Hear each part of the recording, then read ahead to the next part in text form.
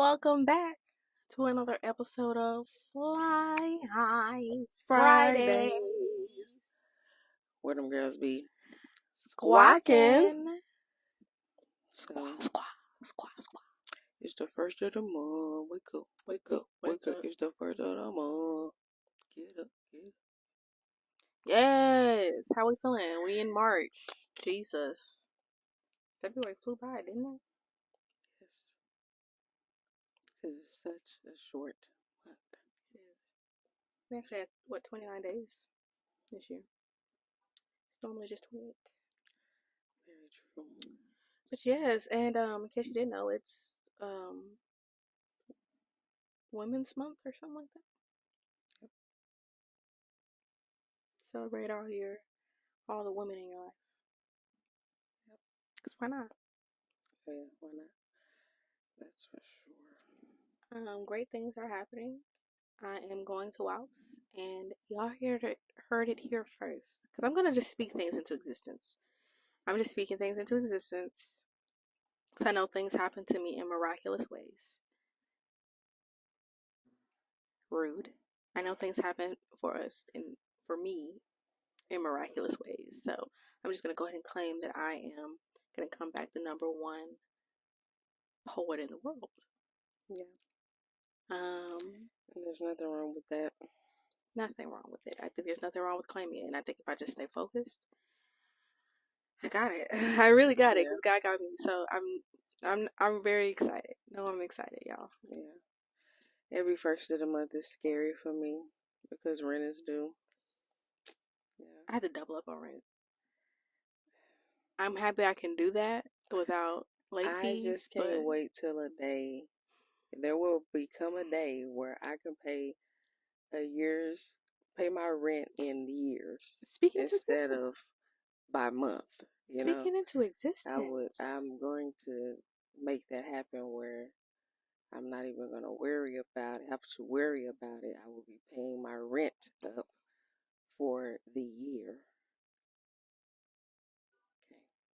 Point blank period. Because I'm feeling like that's just what we're doing all March is speaking things into existence. Yeah. I think we're at a space now where we can call it towards us, and we can believe it a lot faster. Yeah. So it can come to us a lot faster. And yeah, because I know last month I was talking about planting seeds. Not saying that y'all know how plants grow. Plants don't, just grow overnight. No, they don't. And we have no control over the growth, right? No, we don't. Only God does. All we can do is plant the seed and continue to water it as it's needed, right? Sure. It's the same thing. With your thought process, with yourself, you are the tree that is growing, and we have to continue to water ourselves and plant those good seeds of those good fruits that we want to see, right? So I definitely can feel it. I feel like we're still speaking things into existence, so we're still planting those seeds. Yeah. But I can definitely see it coming, like just sprouting in no time. Like the moment you stop worrying about it, it's gonna sprout and grow into this big, beautiful, fruitful tree. And that just makes me think of, because it's a lot of birthdays. It was a lot of birthdays last month. Both my brothers and my daughter's birthdays, and it was, I forgot, and my great grandmother, her grandmother, my great grandmother. But and I forgot to mention last Friday, my half birthday. I've been 31 for 6 months. A little over 6 months now. But I've been 31 for a little over 6 months, and this is when you really feel your age, like the age. I feel like after that 6 months, I don't know what it is, but it's like, okay, now I actually kind of feel 31, even though I'm about to be 32. I do not feel anywhere in my 30s, and I'm the oldest. That on period, but speaking on the age that I really am, I feel like I don't really feel it. So what age would you say you are mentally? That's what I was trying to talk to you about not too long ago, is sometimes do you feel like you're mentally 32? yes, younger, like you're mentally younger as far as mentality wise, I Yeah, guess, or I've with with last so month, I definitely could see where I was mentally based off of based off a situation. Okay, yeah. but I Okay, feel so like cuz as when we get older, they conform, like older people, they conform kind of back to their childish ways or they do. something. So it's like I think throughout your life you You're gonna have have, childish moments. 'Cause I just could tell yeah, how I like, act in certain situations, especially when it deals with patients. yeah, I don't like waiting. I'm gonna stop saying that because again, that's a seed that I'm planting, and I don't want to say that I don't like waiting because yeah, a lot of times I have to wait, and I have to be okay with the we have process and the to, patience of yeah, that, right? for sure. So, but I can definitely tell my age by the way I handle patience and waiting on something. Um, and that February definitely showed me that. Definitely showed me that. And I think I'm Yeah. about. Sometimes I'm taller, y'all. So I'm like, yeah, this one way, Yeah. like. And then sometimes I'm 18 mentally, and then there's time they're 25 mentally. Like it just depends on the situation. But it does help me see, like, oh, okay, we need to water that a little bit more. I feel like as the top of the month, if you feel like it's something that you need to tackle in your character, Mm. I feel like write that down today. I feel like write that down today and really start working towards becoming that better you that you know that you want to change. Right.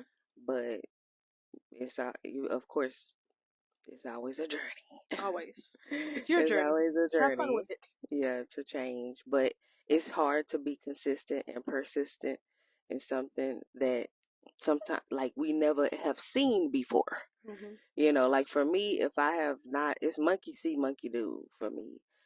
Not every time, but if I seen it happen, that's when I truly can believe. It's really hard for me to believe in imagination.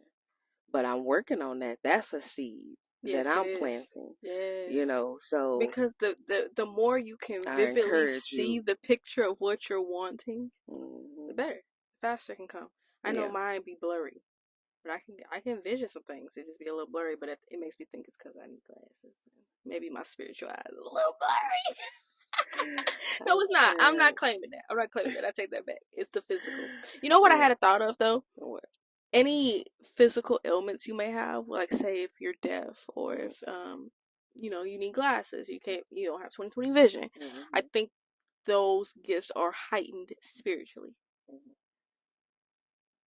And that was just a random thought I had a couple weeks ago, and I'm just like, so it's like your superpower. Yeah. So it's not a Yeah. bad thing that I have to wear glasses. Actually, it just means that my eyes spiritually is very much open and can see very clearly. Yeah. Um, and that's really all that matters because the reality is just an illusion. It's the Matrix. Come on, y'all see it. True. Come on. So But yeah, I just encourage you to, if you don't have a goal set yet, if you wasn't thinking about a goal, I want to challenge you for March, the beginning of March, to just set a goal that you want to accomplish for yourself and for your character, to build a character building session for your journal. I just hate goal setting, y'all. But I mean, what she's Just asking, one. it's not bad. Just But one. Because I guess sometimes just starting off with something it's can better help than you in the nothing. long. It's better than nothing. Yeah. It's better than nothing. But we had to make this one a little short, so Just a smidge. Y'all won't even notice. you Won't even know, notice. for the BU interview. So make sure you stay tuned for that. And so on that note, always remember to be You resilient and driven.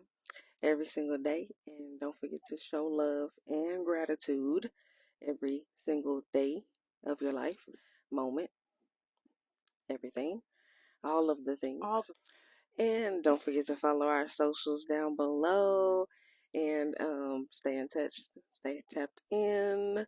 Look at that. Amen. And stay tapped into what we got going on. And like this video, comment, and subscribe if you have not yet already. Join the family. We will love you here. Hater, congratulator, supporter, whatever you may be, we celebrate you and we want you to be here either way. Please. Yes. You're supposed to be here. Because nobody's told you. And on that note, until next Friday, peace out. Hey, you guys, welcome back to another episode of B.Y.R.D Talk. It's your girl, Jazzmen Victoria, and I'm here with the poet Preach. Yeah. We just got done celebrating Poetic Impulse 2-year anniversary. Yes, man. So, Preach, how you feeling? How you doing tonight? You know what I'm saying? I was on the ones and twos. You was DJing. You was doing that shit. You was doing that. And when I tell you, the thing came on. So when I tell you, it was a lot of when I say poetical community pillars in the room, I think it was amazing to see the community on the 2-year anniversary of Poetic Impulse, right after we just did, and Jazz, you were there, right after we just did the Rage Toast outside a couple days ago. For New Year's. For New Year's. It was his birthday. And then, like, a couple of days later, maybe not a couple of days, but like 5-6 days later, we're all here on the 2-year anniversary of Poetic Impulse. Wayne's fruition of self-identity, outside of slam. I mean, I think when we look at our poetical community in Dallas now, still understanding that we're standing as the mecca of poetry when it comes to opportunities, when it comes to open mics and safe spaces for poets, like intentionally across the country. There's no place that offers, we're talking about 3 to 5 open mics, poetical open mics, ran by poets, and then not only that, but poets that are actually working in the community, jazz, as such as yourself. Like, when we look at that, I mean, this anniversary is nothing more but then just like a righteous justification of presence. We're here. You're here. We're here. You're right. And we're speaking. Oh man, a celebration. Oh, for sure. Celebration. Yes, ma'am. Yes, ma'am. Celebration. Well, I got like 2 questions for you, Preach. Yes, ma'am. So, hey, Jazz. Hey, Preach. Y'all, yeah, Jazz. What I tell y'all gotta see her with the kids, man. Y'all gotta see her with. She be them kids. Kids be so happy to see Miss Jazz. You know what I'm saying? And she be in there working. She be in there tussling and fighting the tension. You know what I'm saying? We're talking about a prison pipeline system. And Miss Jazzmen Victoria is standing right there at the cusp. She's standing right there at the spout. What are we doing at the spout, you guys? What are we doing with the water as it moves? I question you guys, my brothers and sisters, that we got a question on what do you do at the spout? What do you do as the water moves? Which way and direction are you intentionally pushing it in? Again, going back to today, I mean, I remember watching Brenham Jackson and A.J. Houston and Froze at the Doc Bookshop, black-owned bookshop in Fort Worth, one of the oldest bookshops still standing in Fort Worth. Black-owned, black woman-owned sisters raising their children in that business, still present, holding safe space for the Negro, the Afro-Americans. Oh, we're talking about 20 years, 20 plus. Wow. 20 plus. Still giving us poets money, man. Still paying, and multiple poets. Not even like gatekeeping, but like saying we want all of y'all to come through and do y'all own thing out there in Fort Worth. Like, man. Out there one Tuesday, cause Tuesdays, what you mean? That's your home.